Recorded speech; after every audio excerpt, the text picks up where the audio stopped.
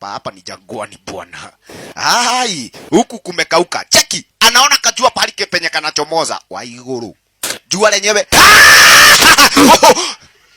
He, hiyo ni hatua moja. Juu. Wase. Haya! Hii ileti heshima. Aliona pale vini kama pale kweli. Yes, si kama, yani si kama ukweli. Ikabidi sasa angalia.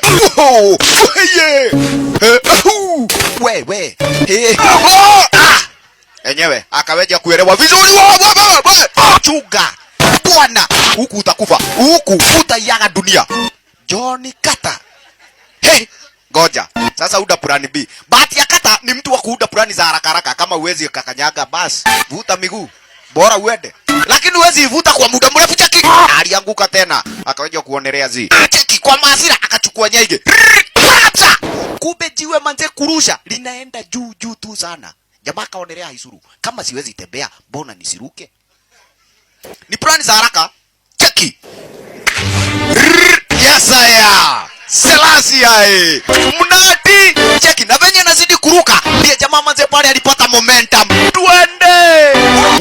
Uza. Mwafaya. Angalia. Sasa kupata Johnny Carter hiyo na kueleja pale ni silaha moja hatari. Cheki. Moja kwa moja ni mpaka kule milimani. Sasa kuvuga break ndio normal. We, mudo rani nara iningie. Hii ni baya. Ngoja. Pole. Hapa kuna kakoto, ukaanguka, hauwezi amka kwa urahisi. Cheki, kule juju wa sasa hivi. Manze kumbe una habari namna gani? Area zenyewe hiji nako kulikuwaga pale vini kwa wase fulani.